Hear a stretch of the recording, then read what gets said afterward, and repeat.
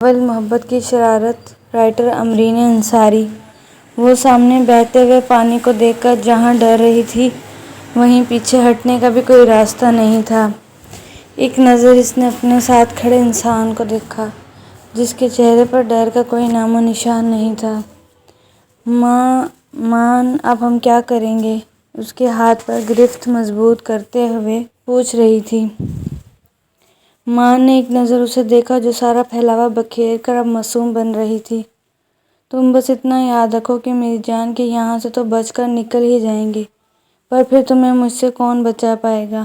مان نے ایک غصیلی نظر ڈالتے ہوئے اسے وارننگ دینے والے انداز میں دیکھا۔ مان نے پیچھے مڑ کر ایک نظر دیکھا جہاں سے ان کا پیچھا کرنے والے لوگ اب قریب آتے جا رہے تھے۔ تمہیں تیرنا آتا ہے کیا؟ اس نے سوالیہ نظروں سے حیات کی طرف دیکھا۔ نہیں آتا، وہ پانی کو دیکھتے ہوئے بولی۔ پھر تمہیں آتا کیا ہے؟ وہ دانت پسیجتے ہوئے بولا۔ غصہ کیوں کر رہے ہو؟ میں تمہیں پکڑ لوں گی نا، وہ رلانے والا منہ بنا کر بولی۔ اپنے ایڈونچر کے چکر میں وہ اسے اچھا خاصا پھنسا چکی تھی۔ میڈم، یہ آپ کے گھر کا سوئمنگ پول نہیں ہے جہاں آپ ادائیں دکھاتے ہوئے ہیروئن کی طرح پوز کریں گی اور آپ کی خوبصورتی سے سارا جہان روشن ہو جائے گا اور ہیرو اپنی جان کی پرواہ کیے بنا آپ کے پیچھے کود کر آپ کو بچا لیں گے۔ ابھی تم میرے منہ نہ ہی لگو تو اچھا ہے، تمہیں میں اب فرصت سے منہ لگاؤں گا، تم بس انتظار کرو۔ ایک تو صورتحال ایسی تھی، اوپر سے حیات میڈم کی بونگیاں اس کا خون جلا رہی تھیں۔ مان کے گھور کے دیکھنے پر وہ منہ بنا گئی۔ مان نے پیچھے مڑ کر دیکھا تو وہ لوگ اب قریب آ گئے تھے اور وہ اب مسکراتی نظروں سے مان کی طرف دیکھ رہے تھے، جیسے کہنا چاہ رہے ہوں کہ اب بچ کر کدھر جاؤ گے؟ مان نے ان کی مسکراتی نظروں کو دیکھتے ہوئے حیات کے ہاتھ پر سخت کرتے ہوئے اسے اپنے آگے کھڑا کیا۔ حیات، مجھے زور سے پکڑ کر رکھنا، چاہے کچھ بھی ہو جائے۔ مان نے اس کے کان میں سرگوشی کی۔ مان نے نظر اٹھا کر ان لوگوں کی طرف دیکھا اور پھر آنکھ ونک کرتے ہوئے پانی میں چھلانگ لگا دی۔ پانی میں کودنے سے پہلے وہ ان کو آگ لگانا نہیں بھولا تھا۔ پیچھے وہ لوگ دوڑ کر اس جگہ آ کھڑے ہوئے جہاں پہلے وہ دونوں کھڑے تھے، پر اب دیر ہو چکی تھی، وہ دونوں اب پانی میں غائب ہو چکے تھے۔ اب باس کو کیا جواب دیں گے؟ ان میں سے ایک بولا۔ یہی کہ دونوں نے کھائی سے کود کر پانی چھلانگ لگا کر جان دے دی۔ دوسرے نے جواب دیا۔ کیا وہ دونوں بچ پائیں گے؟ پھر سوال تھا۔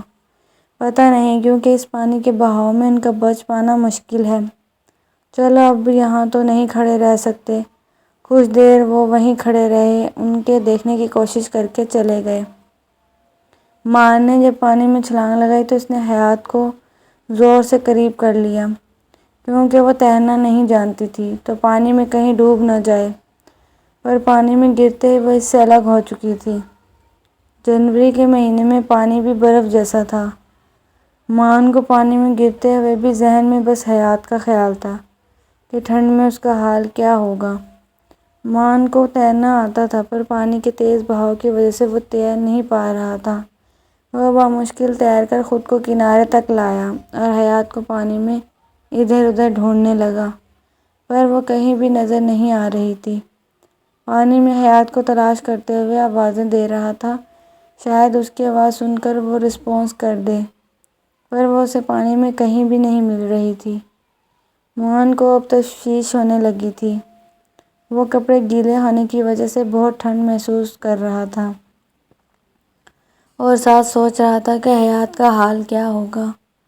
اچانک نظریں گھماتے ہوئے مان کے دوسرے کنارے پر نظر پڑی تو حیات وہاں پتھر سے لگی بے ہوش پڑی ہوئی نظر آئی۔ پانی میں گرنے کے بعد شاید وہ بہتے ہوئے اس پتھر سے جا لگی تھی۔ وہ جلدی سے اس کے پاس گیا اور جا کر اس کو سیدھا کیا تو دیکھا کہ ٹھنڈ کی وجہ سے حیات کے ہونٹ نیلے ہوئے پڑے تھے۔ حیاتی، میری جان، آنکھیں کھولو، وہ اس کے گال کو تھپتھپانے لگا اور اسے ہوش میں لانے کے لیے اس کے ہاتھ کی ہتھیلیوں کو گرم کرنے لگا۔ وہ آنکھیں کھولنے لگی تو مان نے تشکر بھری سانس خارج کی۔ حیات نے آنکھیں کھولی تو سامنے مان کا چہرہ نظر آیا۔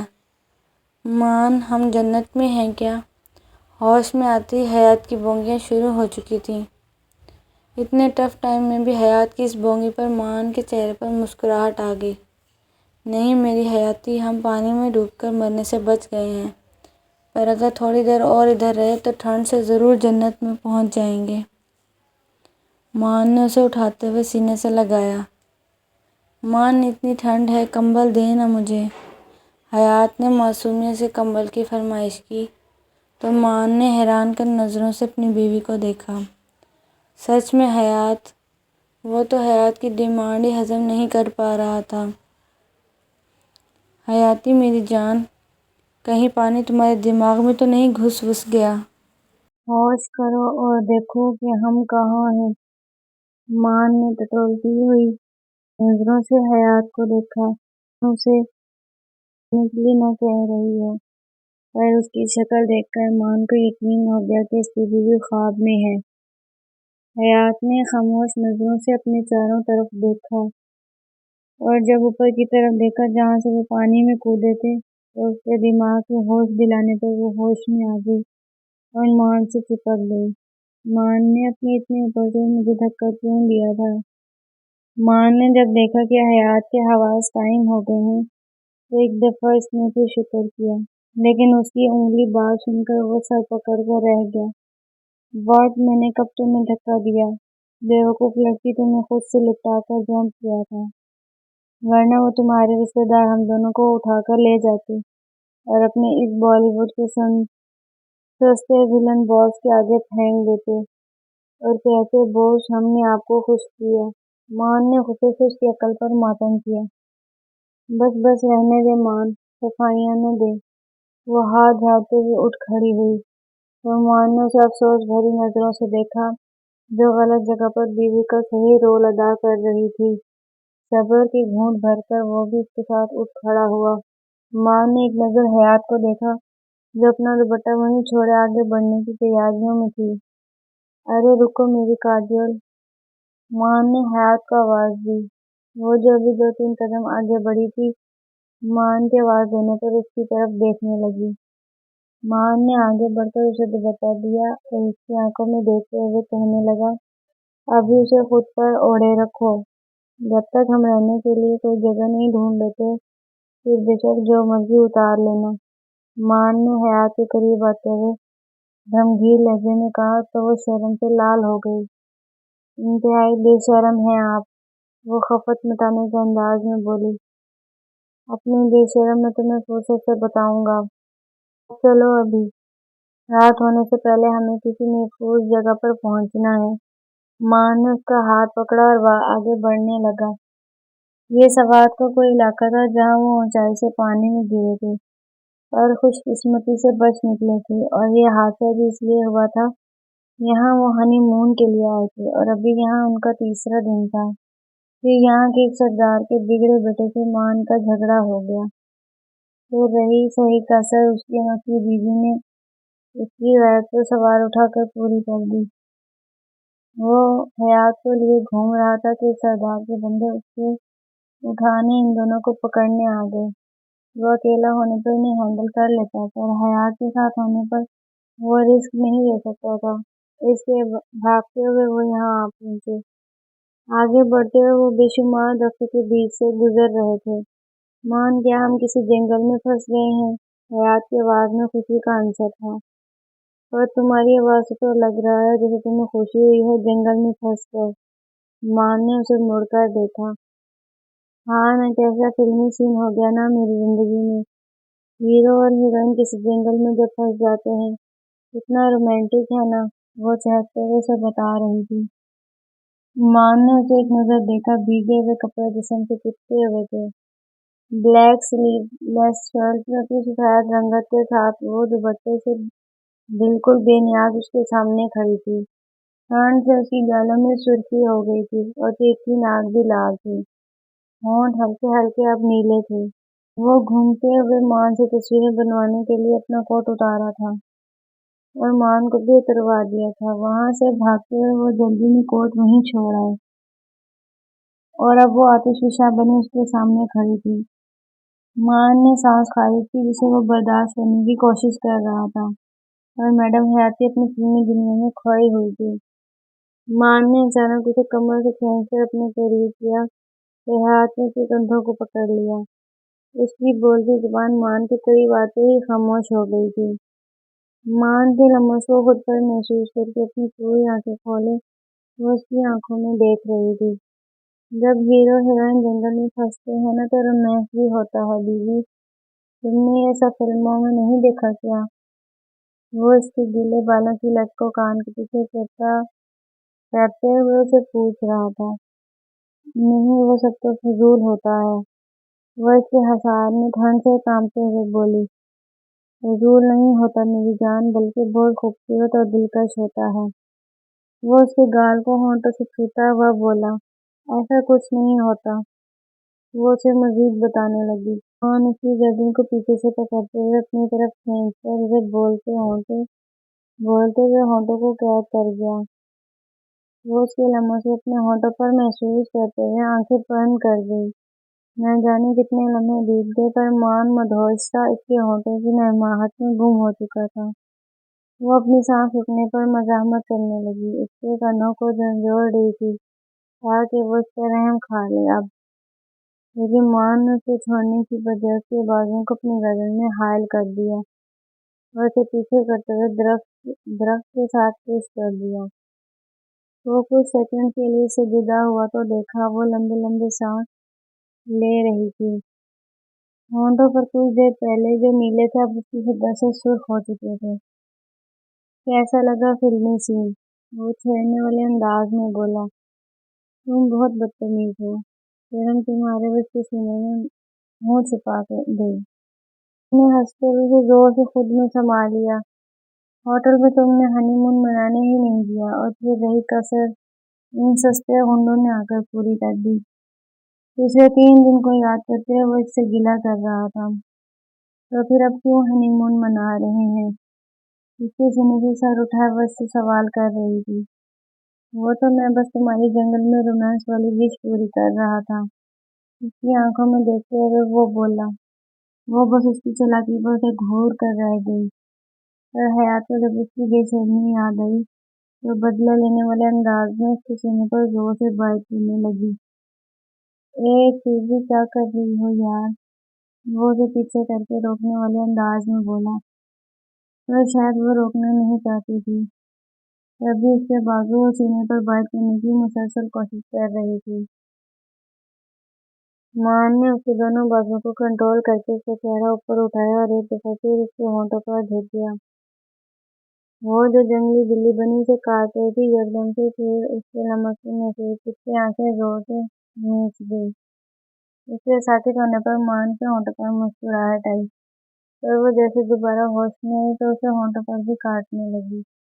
मान ने आंखें बंद करके उसके जुल्म को बर्दाश्त किया, तो फिर अचानक मान ने उसे कमर से पकड़कर गोद में उठा लिया। हयात ने जब उसकी बेबाकी को भरते देखा तो डर के मारे उसकी गर्दन में वज्र हायल कर गई। मान ने हयात के इस अंदाज पर और शिद्दत से अपना जुनून इस पर लुटाया। हयात को अपने मुंह में खून का रहका जब महसूस हुआ तो वो पीछे हटा और उसकी तरफ देखने लगा। उसके नीचे होंठ पर कट का निशान आ गया था। हयात गहरे सांस ले रही थी। माँ की शिद्दत उसे बौखलाने पर मजबूर कर देती थी। आप छेड़ोगी मुझे? वो तंग करने वाले अंदाज में उससे फिर सवाल कर रहा था। हयात ने शर्म से सर झुका लिया। वो उसकी हालत पर मुस्कुराहट रोकने लगा, जो सर झुकाए उसकी तरफ देखने से गुरेज कर रही थी। वो चलो सजदे में कर लेना, अभी आगे निकलते हैं। वैसे भी तुम्हें अच्छे से डोज मिल गई है, अब तो मुझे नहीं छेड़ोगी। हयात ने भी खामोश रहने में ही आफियत जानी। हयात का हाथ थाम कर वो एक दफा फिर आगे बढ़ने लगी। अब की बार हयात खामोशी से उसके साथ चल रही थी। उसकी खामोशी मान अच्छे से महसूस कर रहा था, पर वो फुर्सत से उसे छेड़ना चाह रहा था ताकि कोई इन्हें डिस्टर्ब न कर सके। लेकिन अभी इनका यहाँ से निकलना जरूरी था, क्योंकि अगर रात का अंधेरा छा जाता तो उन्हें आगे का रास्ता तलाश करने में बहुत मुश्किल का सामना करना पड़ता। दरख्तों के इस हिस्से से निकलकर वो लोग अब पहाड़ों की तरफ खड़े थे। تو हयात ने पीछे मुड़कर देखा तो पीछे वही दरख्तों का हिस्सा था जिसे वो थोड़ी देर पहले जंगल समझ रही थी, और आगे पहाड़ थे जहाँ वो लोग अब खड़े थे। क्या हुआ? माँ ने उसकी तरफ देखते हुए पूछा, क्योंकि वो बार बार पीछे मुड़कर देख रही थी। ये जंगल तो नहीं है, वो गौर करने वाले अंदाज में तो बता रही थी। मेरी जान, ये सच में जंगल नहीं है, बल्कि बहुत सारे दरख्त होने की वजह से ऐसा महसूस होता है। माँ ने उसे तफसील से बताया। तो जब मैं पूछ रही थी मुझे बताया क्यों नहीं, वो आंखें छोटी किए अब उसे घूर रही थी, जो उसकी बेखबरी का अच्छे से फायदा उठा चुका था। तुमने बताने का मौका ही कब दिया मेरी जान? आग का शोला बनकर तो मेरे सामने खड़ी थी, मुझे इर्द गिर्द का होश ही नहीं रहा। वो गहरे अंदाज से फिर एक बार उसकी तरफ देख रहा था। हाँ, जैसे मैं जानती नहीं ना, सारे रोमांस करने के बहाने थे। वो मुंह टेढ़ा किए खड़ी थी। तुम्हारी ये मुंह का डिजाइन तो मैं बाद में ठीक करूंगा, अभी तुम दुपट्टा सही से लो और ये ऊपर जैकेट पहन लो, आगे पठानों की आबादी शुरू हो रही है। माँ ने अपनी जैकेट उसे उतार कर दी। रहने दो, मैं खुद इतनी हॉट हूँ कि मुझे जैकेट की जरूरत नहीं, वो शौकी मारते हुए अपने गीले बाल झटकते हुए एक अदा से बोली। हयात ने जब माँ की तरफ से खामोशी महसूस की तो आंखें उठाकर उसकी तरफ देखा, तो वो उसे ही घूरने में मसरूफ था। हो गया क्या? ये तुम्हारी हॉटनेस से जो पूरे सवाब में गर्मी पड़ने लगी है ना, फिक्र न करो, रात में मैं अच्छे से तुम्हारी हॉटनेस में जलूंगा। अभी तो जैकेट पहनो और खुद को अच्छे से कवर करो, मैं नहीं चाहता कि तुम्हें इस होली में कोई देखे, वो धमकिया मेरे अंदाज में बोला। हयात ने जब अपने होली की तरफ देखा तो उसका दिल किया शर्म से डूब मरे। कपड़े गीले हो जाने की वजह से जिस्म से चिपक गए थे, और वो कब से ऐसे उसके सामने खड़ी थी, और ऊपर से अपनी कम अक्ली की वजह से अपनी हॉटनेस की शौकियां भी मार चुकी थी। वो जानती थी अब उसका जलाल शौहर उसे नहीं बख्शेगा, इसलिए खामोशी से माँ से जैकेट लेकर पहन ली। माँ ने आगे बढ़कर उसे अच्छे से दुपट्टा उड़ाया, क्योंकि उसकी बेवकूफ बीवी को आज तक सुबह से दुपट्टा ओढ़ना नहीं आया था। मैं तो मजाक कर रही थी, वही बस, वो उसे दुपट्टा ओढ़ा रहा था कि वो अपनी बर्डनेस वाली शौकी पर उसे सफाई देने की कोशिश करने लगी थी, ताकि अभी ही सुलह सफाई से वो बच जाए। वो उसकी धमकी से सच में डर गई थी कि अगर इस दीवाने ने उसे कैद कर लिया तो उसे सांस लेने का मौका भी नहीं देगा, जैसे अभी वो मिनटों में उसका हाल बुरा कर चुका था। मैं तुमसे सफाई मांगी क्या? इसलिए ये सब सफाइयाँ मुझे तब देना जब मैं तफसील से तुम्हें सुन सकूं। उसके बाल चेहरे से हटाते वो उसे आने वाले वक्त के लिए डरा रहा था, क्योंकि मैं अभी बहुत सीरियस हूँ और तुम्हारी बोल्डनेस को भी सीरियस ले चुका हूँ। मान का उसे बख्शने का कोई इरादा नहीं था। वो उसे खुद जैकेट पहना चुका था और अच्छी तरह हयात को दुपट्टा ओढ़ा दिया था।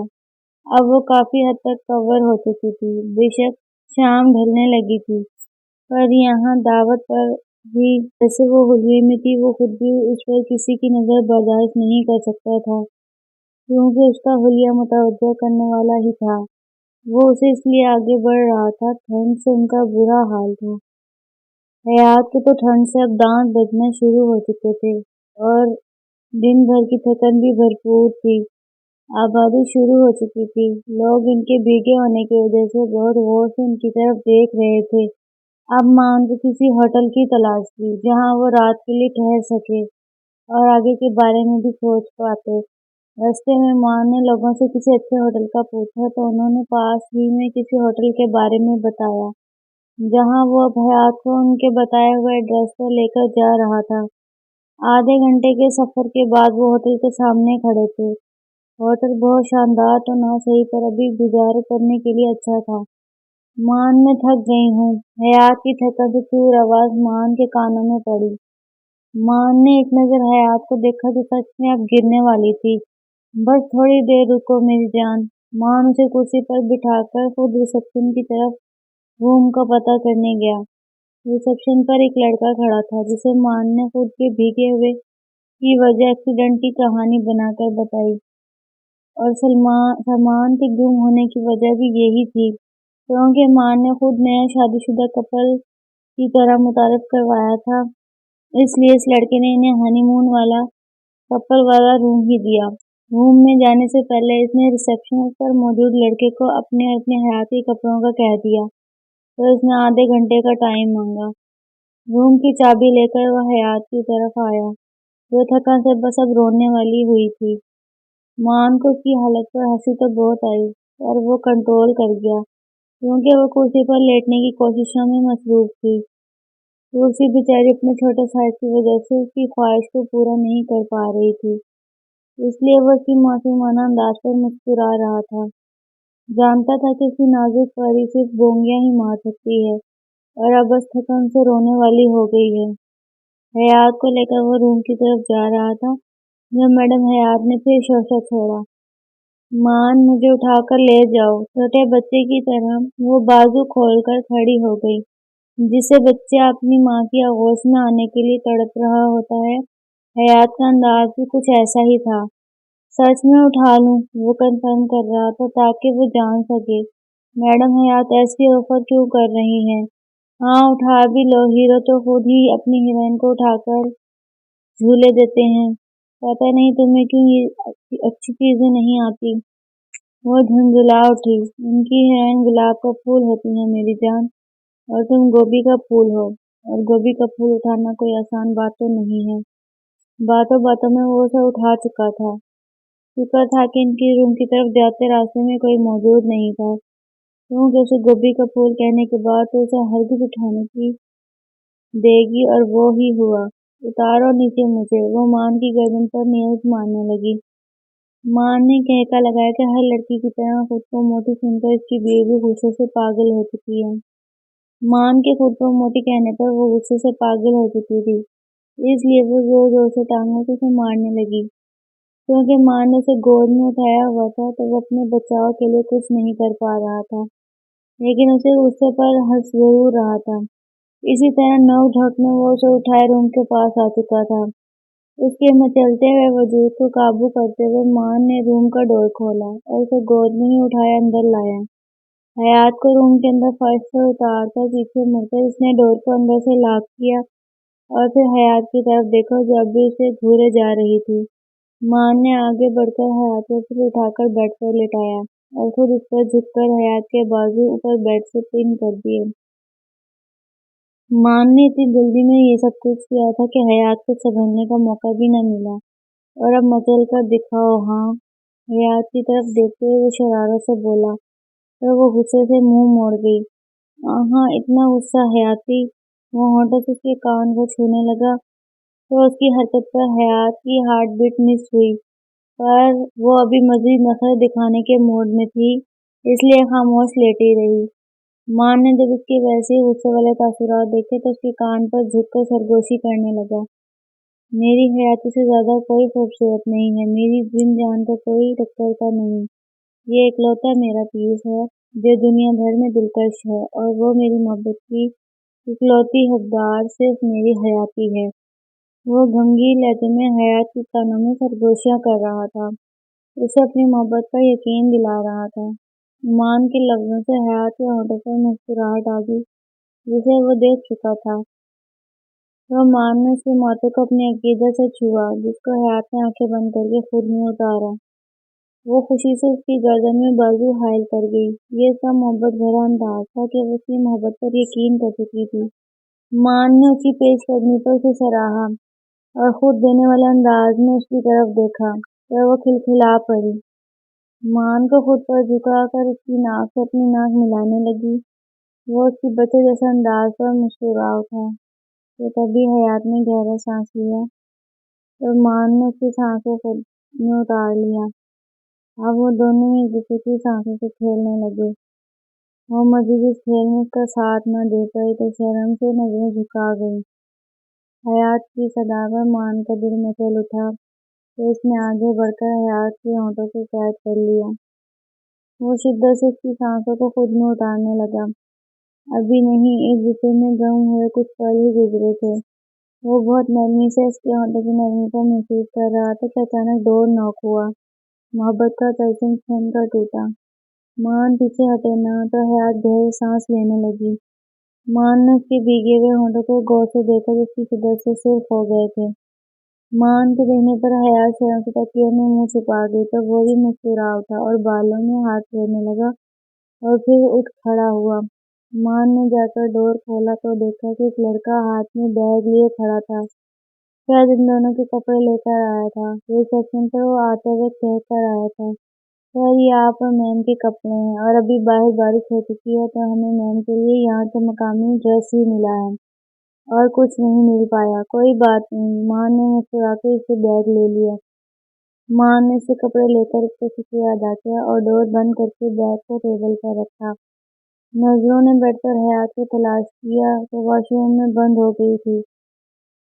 इसलिए वो अपनी पॉकेट से चीजें निकालने लगा। अपना वॉच निकालकर चेक किया तो शुक्र इसमें उसकी एटीएम कार्ड जो जरूरी चीजें पानी में गिरने से बच गई थी और मोबाइल उससे कहीं गिर गया था।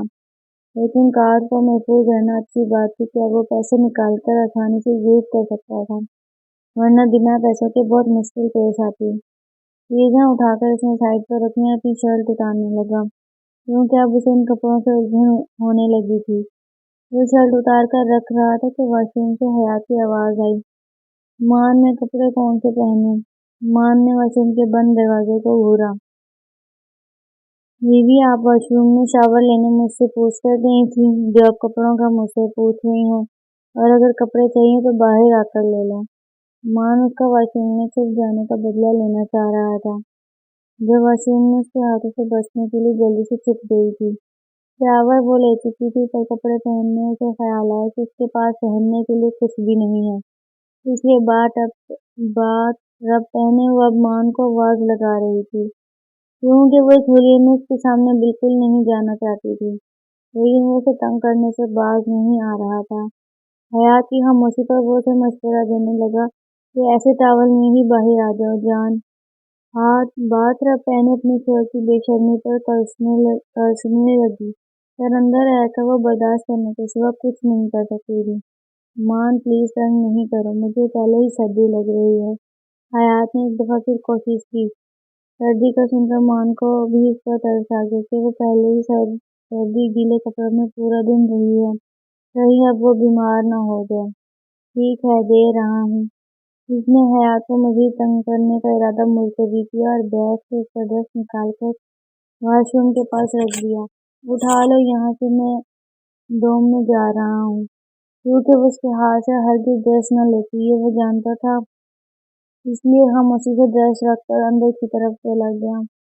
हयात पहले तो 5 मिनट खड़ी रही थी। तसल्ली करने के अंदाज में इसने आराम से डोर का लॉक खोला और जरा सा सर निकाल कर बाहर देखा कि सच में वो चला गया है ना। उसे जब पूरी तसल्ली हो गई तो फिर से ड्रेस उठाकर वॉशरूम में दोबारा घुस गई कि कहीं वो दोबारा ना आ जाए। वॉशरूम की डोर खोलने पर मान ने मुड़कर देखा तो हयात चलते हुए उसके पास आई। मान ने हयात को पाँव से लेकर ऊपर तक देखा, जो येलो कलर के ड्रेस में निखरी निखरी सी सरसों का फूल लगी हुई थी। उसे देखकर मान के होठों पर मुस्कुराहट आ गई। क्या हुआ, अच्छी नहीं लग रही क्या? वो कंफ्यूज सी उसकी तरफ देखने लगी, जो उसे देखकर मुस्कुरा रहा था। अच्छी लग रही हो, बस पहले गोभी का फूल लग रही थी और अब सरसों का फूल लग रही हो। उसके तफसीली जवाब पर वो दांत कुचकुचाने लगी। तुम हो ही बदतमीज, तुम खूबसूरत बीवी मिल गई है ना, इसलिए कदर नहीं है। जाकर देखो, जिनकी बीवियां खूबसूरत नहीं होती वो कैसे कैसी निगाहों से खूबसूरत लड़कियों की तरफ देख रहे होते हैं। हयात ने भी तफसीली जवाब पर अपनी हिम्मत बताई कि खूबसूरत बीवी का होना किसी नेमत से कम नहीं। अगर मैं दूसरी लड़कियों को देख लूं तो तुम्हें मसला तो नहीं होगा ना। उसकी सारी बात से वो अपने मतलब की बात पकड़कर उसे आग लगाने लगा। वो बेड की तरफ जाने लगी। दूसरी लड़कियों का सुनकर वो एक झटके से उसकी तरफ मुड़ी। मुंह देखा है तुमने अपना, पलटू इंसान, तुम्हें मैं मिल गई हूँ, यही बहुत बड़ी बात है। बड़े आए दूसरी लड़कियों को ताड़ने वाले, तुम भी तो मिल गई हो ना, क्या पता कोई दूसरी खूबसूरत लड़की भी मिल जाए जो तुमसे भी ज्यादा खूबसूरत हो। वो तंग करने वाले अंदाज में फिर बोला। मान की मुसलसल दूसरी लड़की की गर्दान सुनकर वो पिछले अंदाज में उसकी तरफ बढ़ी और आगे बढ़कर मान के बालों को जोर से अपने हाथों में दबोच लिया। अब बोलो, क्या कह रहे थे? उसके बालों को जोर से खींचते हुए फिर उसे अफसाने लगी ताकि उसे मजीद चखा सके। यार बाल तो छोड़ो, फिर ही कुछ बोलूंगा ना मैं। अपने बालों से उसके हाथ हटाने की कोशिश में मान ने कहा, पर हाथ हटाने पर तैयार नहीं थी, इसलिए जोर से खींचने लगी। अच्छा मेरी माँ, नहीं देखूंगा किसी तरफ। सर में दर्द महसूस होने पर वो हार मान गया। अपनी जीत पर वो खुशी होते उसके बाल छोड़ गई और फिर बेड की तरफ बढ़ गई। माँ ने अपने सर को दबाते हुए अपनी बीवी की तरफ देखा जो अपनी बात मनवाने पर खुश होते अपने बेड पर बैठ गई। कोई शर्म है तुमने? कोई ऐसे अपने शोहर के बाल खींचता है? वो उसे शर्म दिलाते हुए बोला। मैं खींचती हूँ, एमी की बेनियाजी अरूज पर थी। क्योंकि शोहर को रास्ते लाने के लिए मैं बाल तथा तुम्हारा मुंह भी तोड़ने से पीछे ना हटूं। वो मुस्तकबिल को लेकर उसे धमका भी गई कि अपनी बीवी को कमजोर हरगिज न समझे। राशि से सर झटकते हुए अपने कपड़े लेकर वॉशरूम की तरफ बढ़ गया। दरवाजे पर दस्तक हुई तो वो दुपट्टा लेकर दरवाजे की तरफ बढ़ गई। दरवाजे पर एक लड़का खाना लिए खड़ा था। इससे खाना लेकर हयात ने डोर बंद किया। खाने की ट्रे को टेबल पर रखकर वो कंबल में जाकर घुस गई, क्योंकि अब सर्दी से उसका बुरा हाल होने लगा था। मान वॉशरूम में से बाहर आया तो वो कंबल में घुसी नजर आई और टेबल पर खाने की ट्रे पड़ी हुई थी। खाना क्यों नहीं खाया? बालों से पानी को झटकते हुए मान ने इससे पूछा, जो कंबल में लेटने के अंदाज में बैठी थी। तुम्हारे इंतजार में हूँ। मुझे बहुत सर्दी लग रही है, हाथ में भी काम नहीं कर रहे। अगर मुझे खाना खिलाओ खुद। हाथ को रगड़ते हुए वो हयात ने इससे फरमाइश की। जो हुक्म जनाब, खादिम हाजिर है आपकी खिदमत में। हयात की फरमाइश पर वो खाने की ट्रे उठाकर बैठकर उसके पास आ गया। उसके सामने बैठते हुए वो उसे अपने हाथों से खाना खिलाने लगा। खाना खाने के फौरन बाद में वो कंबल को खुद पर अच्छे से लपेट कर लेट गई।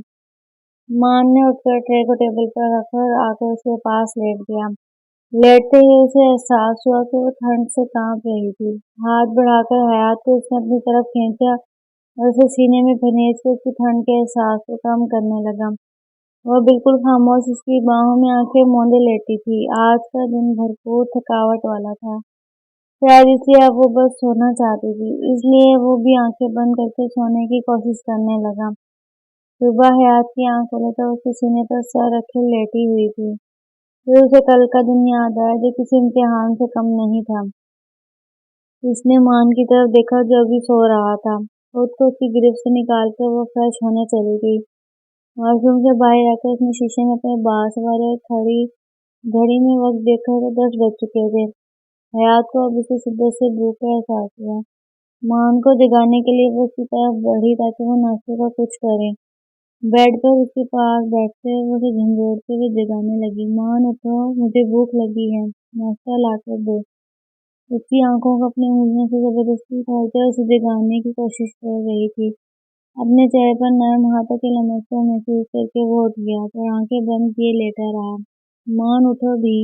नहीं, घर जाकर सबको बताऊंगी। तो तुमने मुझे पहले धक्का दिया पानी में और अब कुछ खाने को भी नहीं दे रहे। अपनी धमकी पर वो मान को आंखें खोलने पर मजबूर कर गई थी। आंखें खोलकर वो उसके चेहरे को देखने लगा। तुम्हें शर्म नहीं आएगी झूठ बोलते हुए? उसकी तरफ देखते हुए वो सख्त प्यार कर रहा था। नहीं आएगी, क्योंकि ये सब मेरी बात पर यकीन करेंगे। ये बात वो सच कह रही थी कि घर में उसकी बीवी को झूठ पर सब यकीन कर सकते थे, पर उसकी सच पर नहीं। इसलिए चुपचाप उठकर फ्रेश होने चला गया ताकि उसकी भूख का कुछ कर सके। नहीं तो कोई भेद नहीं था कि सच घर में जाकर इस पर इल्जामात को बारिश कर देती। फ्रेश होने के बाद वो रूम से बाहर चला गया तो फिर नाश्ते का कह सके और अपने दोनों कपड़े ड्राई क्लीन करवाने के लिए दे दें।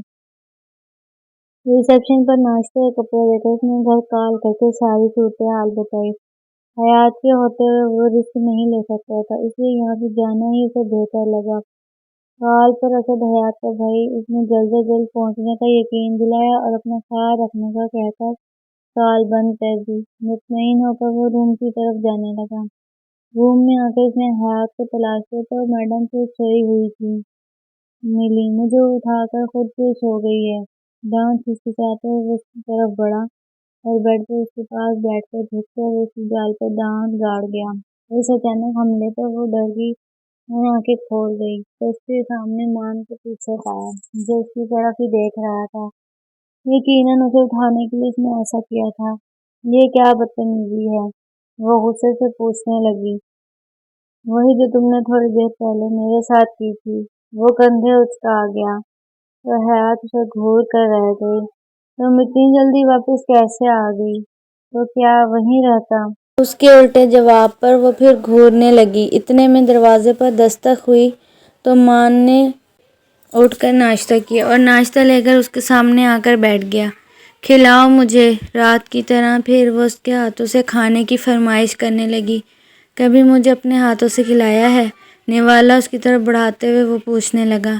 میں چھوٹی ہوں تم سے، اس لیے تمہارا زیادہ فرض میرا خیال رکھنے کا۔ حیات کے عجیب منطق وہ تعصب سے دیکھتا رہ گیا۔ پورا دن حیات روم سے باہر نہیں نکلی تھی کیونکہ باہر پورا دن بارش رہی جس کی وجہ سے ٹھنڈ کا احساس مزید بڑھ گیا تھا۔ لیکن مان ایک دفعہ سارے ہوٹل کو گھوم پھر کر چیک کر آیا تھا۔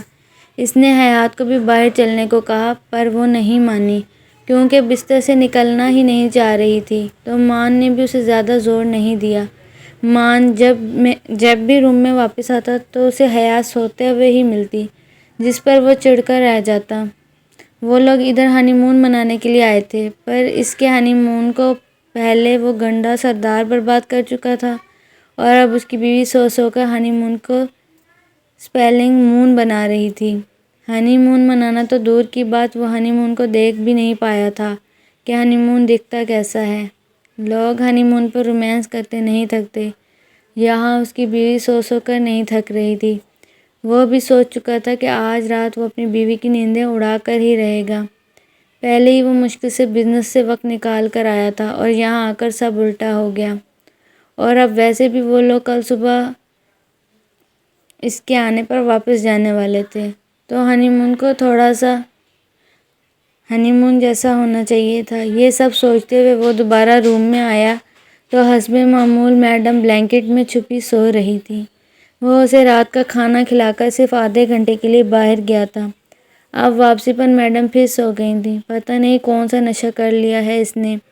ادھر میں اکیلا پھر کر بور ہو رہا ہوں اور اس کو بس سونے کی پڑی ہے۔ ڈور لاک کر کے جوتے اتار کر وہ بیڈ پر اس کے پاس آتے ہوئے کمبل میں گھس گیا اور ہاتھ بڑھا کر اسے اپنی طرف کھینچا تو وہ نیند میں مسکراتے ہوئے اس کی آغوش میں چھپنے لگی، جو شاید سمجھ رہی تھی کہ وہ سونے کے لیے اس کے پاس آیا ہے۔ میں اسے اٹھانے کے لیے آیا ہوں، یہ مجھے بھی سلانے کے چکروں میں ہے۔ اپنے سینے پر اسے ڈیرا جماتے دیکھ کر بولا۔ اسے سینے سے ہٹا کر اس نے حیات کا سر تکیے پر رکھا اور اس کے چہرے کی طرف دیکھنے لگا۔ سوتے ہوئے وہ اسے بالکل بھی نہیں لگ رہی تھی، جو ہر وقت اس پر رعب جمانے کے لیے تیار رہتی تھی اور اپنی آؤٹ پر ٹانگ حرکتوں سے اس کی ناک میں دم کر دیتی تھی۔ نیند میں ہونے کی وجہ سے حیات کی شرٹ گلے سے بے ترتیب ہو گئی تھی، پر وہ بے خبر بس نیند پوری کرنے میں مصروف تھی۔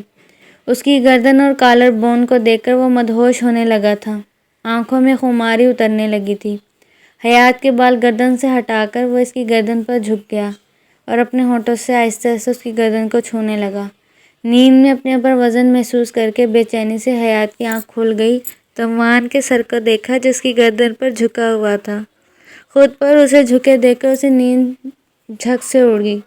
حیات اسے پیچھے کرنے کے لیے مزاحمت کرنے لگی۔ حیات کے ہلنے پر وہ محسوس کر گیا کہ اس کی لمس سے وہ اٹھ چکی ہے، اس لیے اب شدت سے اس کی گردن پر اپنے ہونٹوں سے نشان چھوڑنے لگا۔ مان، مجھے درد ہو رہا ہے، اسے پیچھے ہٹانے کی کوشش کرتے ہوئے وہ بولی۔ مان نے اس کی گردن سے چہرہ نکال کر اس کی طرف دیکھا تو وہ اسے ہی دیکھ رہی تھی۔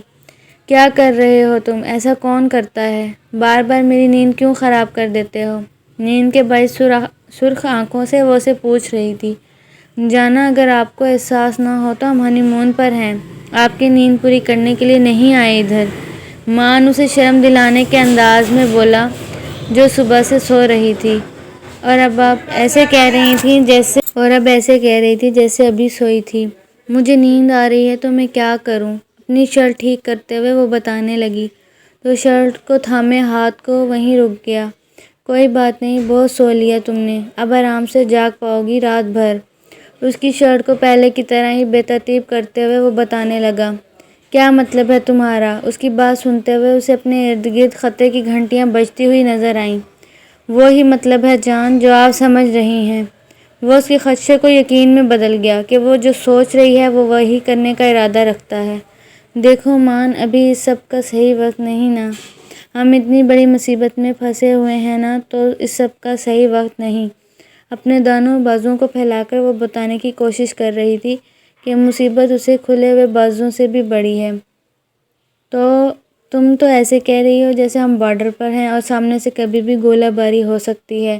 پورا دن گھوڑے بیچ کر سوتے ہوئے تمہیں نہیں احساس ہوا کہ ہم بہت بڑی مصیبت میں ہیں اور اب مجھے روکنے کے لیے فضول میں لگی ہو؟ وہ اس کی چالاکی پر دانت پیستے ہوئے بولا، جو صرف اسے روکنے کے لیے مصیبت کا بہانہ کر رہی تھی۔ ہاں تو اب جاگ گئی ہوں نا، چلو بیٹھ کر اس کا کوئی حل نکالتے ہیں، تاکہ وہ بیٹھ کر مصیبت کو بھگانے کا کوئی پلاننگ کر سکے۔ حیات اٹھنے کی کوشش کرتے ہوئے بولی۔ مان نے اسے دوبارہ تکیے پر گرا دیا اور اس کے دونوں ہاتھوں کو اپنے ہاتھوں میں لے کر تکیے سے لگا دیا۔ مصیبت گئی تیل لینے، اس وقت صرف پیار ہوگا، آئی سمجھ؟ اب مجھے ڈسٹرب نہ کرنا، ورنہ یہ جو پیار سے پیش آ رہا ہوں نا، اگر میں اپنی پر آیا نا تو پچھتاؤ گی تم۔ وہ دھمکی آمیز انداز میں اس کی آنکھوں میں آنکھیں گاڑتے ہوئے بولا کہ اب کوئی فضول بہانہ نہ بنائے۔ پر مان، حیات نے پھر کوشش کرنی چاہی، تو وہ شدت سے اس کے ہونٹوں پر جھک گیا اور اس کی سانسوں میں اپنی سانسوں کو انڈیلنے لگا۔ حیات کی کوئی مزاحمت کام نہیں آ رہی تھی۔ وہ جتنی مزاحمت کرتی وہ اتنی شدت سے اس کی سانسوں کو روک دیتا۔ تھک ہار کر وہ خود کو اس کے سپرد کر گئی، کیونکہ وہ جان گئی تھی کہ آج فرار ناممکن ہے، اس لیے خود سپردگی ظاہر کر گئی۔ اس کی مزاحمت کو رکتے دیکھ کر مان نے ہاتھ بڑھا کر لائٹ آف کی اور پھر اس کے اوپر سے اٹھتے ہوئے اپنی شرٹ کو اتار نیچے فرش پر پھینک دیا اور پھر اس پر جھکنے لگا۔ حیات کو جو ذرا سانس لینے کا موقع ملا تھا، مان کو پھر سے خود پر جھکتے دیکھ وہ منہ سائڈ پر گئی۔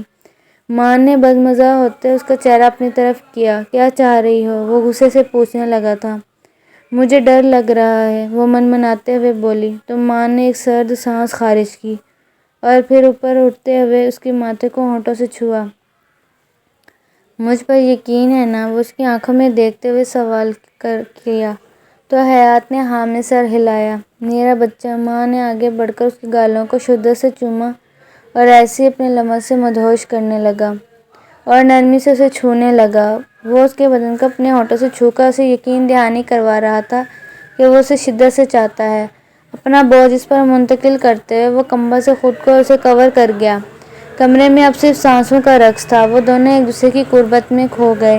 صبح 7 بجے اسد ان دونوں کو لینے کے لیے ان کے ہوٹل پہنچ چکا تھا۔ مان نے حیات کو اٹھایا اور اسد کے آنے کا بتایا تاکہ وہ اٹھ کر تیار ہو سکے۔ حیات اس سے نظریں چراتی ہوئی واش روم میں چلنے چلی گئی کہ مان نے اس کا ہاتھ پکڑ کر اسے اپنی طرف کھینچ لیا۔ ادھر میری طرف دیکھو، مان نے اسے اپنی طرف دیکھنے کو کہا، جس کی نظر زمین کا طواف کر رہی تھی۔ تو وہ نفی میں سر ہلا گئی۔ دیکھو بھی یار، مجھے تمہاری شرم کو دیکھنا ہے، پٹ پٹ چلتی ہوئی زبان کو بند دیکھنا ہے۔ بڑی محنت لگی ہے اسے چپ کروانے میں، وہ معنی خیزی سے بولا۔ تو حیات شرم سے لال پڑ گئی اور نظریں اٹھا کر اسے گھورنے لگی، البتہ زبان اب بھی بند تھی۔ نہیں بولو گی تم؟ اس کے چپ رہنے پر وہ استغفار کرنے لگا۔ وہ پھر نفی میں سر ہلا گئی تو مان اس کے ہونٹوں پر جھک گیا۔ کچھ دیر بعد پیچھے ہٹنے پر پھر پوچھا، اب بھی نہیں بولو گی؟ وہ مسلسل نفی میں سر ہلا رہی کہ وہ جو مرضی کر لے پر وہ اسے اپنی آواز نہیں سنائے گی۔ تو مان اس کی ضد پر ہنسنے لگا۔ ٹھیک ہے، مت بولو، تمہارا میں گھر جا کر علاج کروں گا۔ اس کے ماتھے کو ہونٹوں سے چھوتے ہوئے وہ حیات کو وارننگ دے گیا۔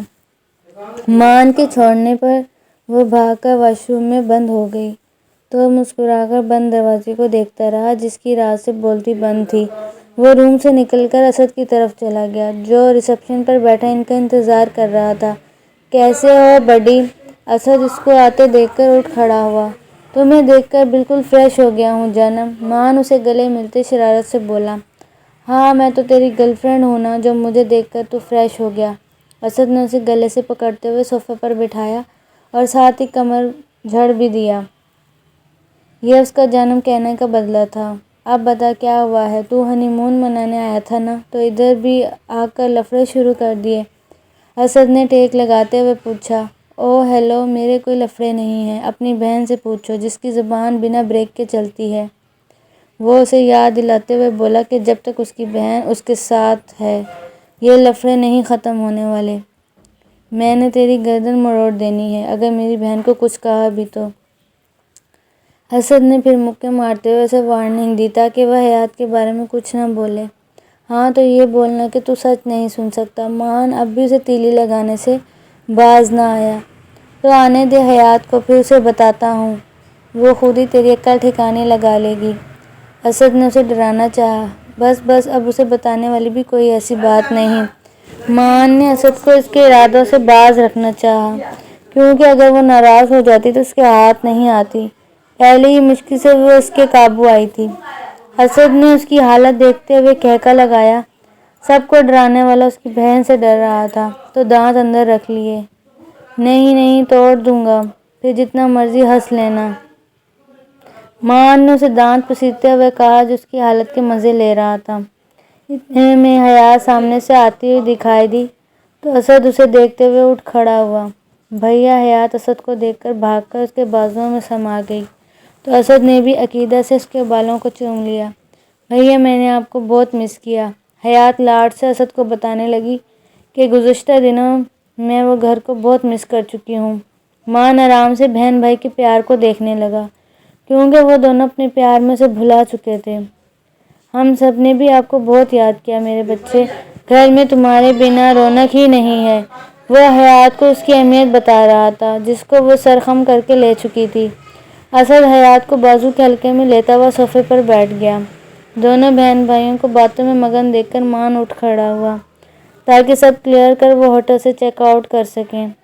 2 دنوں میں اتنا تو اندازہ ہو چکا تھا کہ ان کے پیچھے آنے والے لوگ ان کو مرا ہوا سمجھ کر ان کا پیچھا چھوڑ چکے ہیں۔ اگر نہیں انہیں تھوڑا سا بھی شک ہوتا تو ان کے پیچھے یہاں تک بھی آ سکتے تھے کیونکہ ہوٹل زیادہ دور نہیں تھا جس میں وہ لوگ رہ رہے تھے۔ پر ان کی لڑائی کون سا خاندانی دشمن؟ وقتی لڑائی کو وہ جتنی اہمیت دے سکتے تھے وہ سردار ان کا پیچھا کروا کر دے چکا تھا۔ پر اب یہی سب غیر ضروری تھا۔ وہ ہوٹل میں ناشتہ کر کے چیک آؤٹ کر آئے تھے۔